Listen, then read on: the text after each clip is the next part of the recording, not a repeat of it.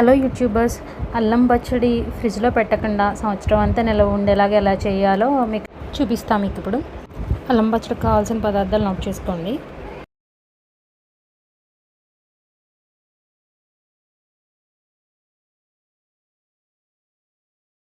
కడాయిలో ఆయిల్ లేకుండా ఫస్ట్ ధనియాలు, తర్వాత కరివేపాకు, కొంచెం జీలకర్ర వేగించుకోవాలి. డ్రై రోస్టే చేసుకోవాలి, ఆయిల్ లేకుండా. నెక్స్ట్ అల్లం, నెక్స్ట్ కొంచెం వెల్లుల్లి.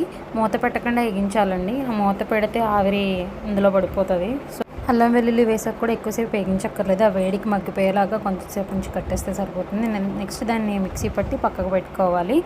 ఈరంతా నిల్వ ఉండాలంటే చింతపండు ముందు రోజే వేడి నీళ్ళలో నానబెట్టి మిక్సీ పట్టి ఆ నెక్స్ట్ రోజంతా కొంచెం ఎండలో పెట్టాలి. 1 అవర్ 2 అవర్స్ ఎండలో పెడితే సరిపోతుంది. ఇదిగో ఇలా చింతపండు ఎండలో పెట్టిందేనండి ఇది. నెక్స్ట్ బెల్లాన్ని కూడా వేడి నీళ్ళలో కొంచెం పాకం పడితే 1 ఇయర్ పాటు నిల్వ ఉంటుంది.